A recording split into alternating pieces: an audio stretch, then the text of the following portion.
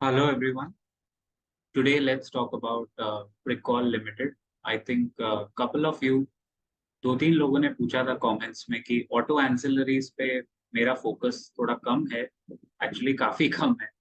But Pricol, ये नाम मैं बहुत सुनता रहता हूँ। I keep hearing a lot about this company and I thought it's fair to cover one auto ancillary जो थोड़ा ठीक ठाक लग रहा है, अच्छे वैल्यूएशन पे है and it's giving a good feeling overall at the current price also. So Precol is engaged, as you can see, in the business of manufacturing and selling of instrument clusters and other allied automobile components to original equipment manufacturers and replacement markets. मतलब basically एक vendor है, OEMs को बेचते हैं। तो इनका इनका एक ही प्रॉब्लम हो सकता है इस बिजनेस में, एक ही प्रॉब्लम हो सकता है, वो है पेमेंट टाइम पे आएगा कि नहीं। डिविडेंड कंपनी देती नहीं है। Current price is as you can see 288, मतलब बुक वैल्यू 57। तो 4.5 का price to book is not bad. 27 का P little high for comfort, but market cap छोटा है। यहाँ से ये कंपनी का मार्केट साइज कम से कम, जो ओईएम्स का साइज देखते हैं हम लोग, सॉरी वेंडर्स का, ऑटो एंसिलरीज का साइज देखते हैं, तो कम से कम ये 3 गुना, 10,000 या 11,000 करोड़ तक तो ये होना चाहिए मार्केट कैप। अगर ये 11,000 करोड़ पे आया तो इसका भाव भी फिर 1,000 तक आना चाहिए। Now it can take 10 years, it can take 15 years, depends कितना जल्दी कंपनी ग्रो करती है। As per the current price chart, if you look at Pricol, अगर ध्यान से देखें इसको तो नॉट बैड। मतलब देखिए ना, 50 डीएमए 255 और 200 डीएमए तोड़ते हुए ऊपर आया है। तो अब 255 इसका एक लॉजिकल सपोर्ट बनता है। आई थिंक ये अप ट्रेंड में है तो शायद ये ऊपर निकल सकता है। इसके रेजिस्टेंसेस हमें देखने पड़ेंगे, but ideally debt free company है, वो मेरा ध्यान इसकी तरफ खींच के ले गई कि it's a debt free company. अच्छा लगा देख के। वैल्यूएशन रीजनेबल है, बहुत माउथ वाटरिंग नहीं है, रीजनेबल है। ROC, ROE, as you can see, दोनों फैक्टर पिछले साल के अबाउट 20, हमारा 15% का रहता है, उसके ऊपर है। देन अगर मैं 10 साल का देखूं, सबसे पहले तो इसका पीएनएल देखते हैं। तो नेट प्रॉफिट भी अगर आप देखो, ये लॉस मेकिंग कंपनी थी, अभी जाके प्रॉफिटेबल हो रही है और 4 साल से ग्रोथ ट्रेजेक्टरी में आ गई। So it's a good time, it's actually a good time to enter these kind of companies after checking with your financial adviser कि क्या करें, क्योंकि स्टॉक काफी ग्रो किया है। देखो 3 साल में डबल हुआ है ये, 100% growth in 3 years। Return on equity 10 साल का इनके पास डेटा नहीं है, लेकिन लास्ट ईयर अच्छा है, 18% है। ओवरऑल अगर मैं आरओसी देखूं तो वो भी अभी बढ़ता जा रहा है। मतलब कंपनी अच्छे ट्रेजेक्टरी में अभी हमारे रेडार में आने लायक हो गई है, ऐसा बोल सकते हैं। And the good part is, देखो प्रमोटर होल्डिंग, वापस मैं बता रहा हूँ, स्टेबल है, for the most part stable रही है। And now it has increased by 2%।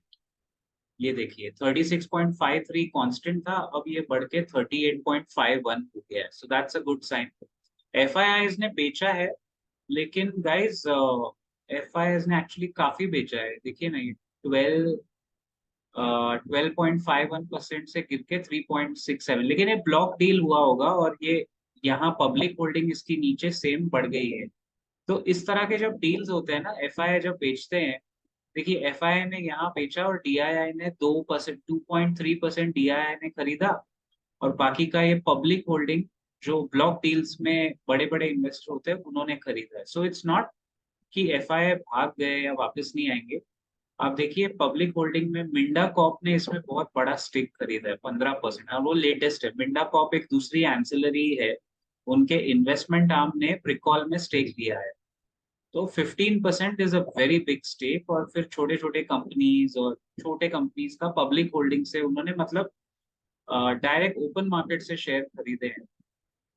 तो अभी भी मुझे लगता है कि FIIs will come back, but they book profit at the right time, क्योंकि स्टॉक काफी ग्रो कर गया था।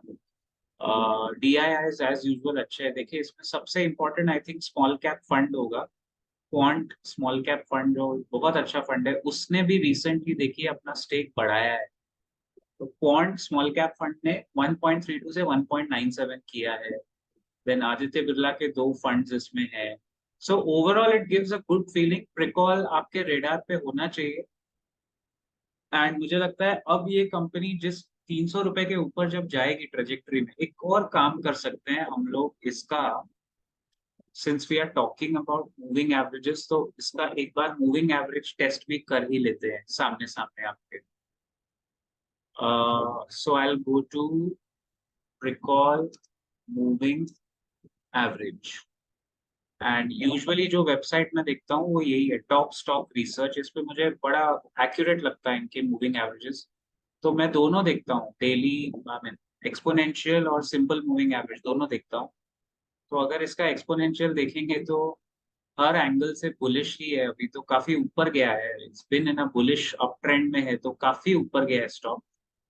और अगर इसका सिंपल मूविंग एवरेज देखे तो वो भी बुलिश है, कहीं भी मुझे बेरिश साइन दिख नहीं रहा है। सिंपल मूविंग एवरेज बोलता है 200 डे 214 सही है। अगर ये किसी भी वजह से 250 पे मिले then it's a great buy, because 250 पे बहुत अट्रैक्टिव हो जाएगा। 250 237 वेरी अट्रैक्टिव।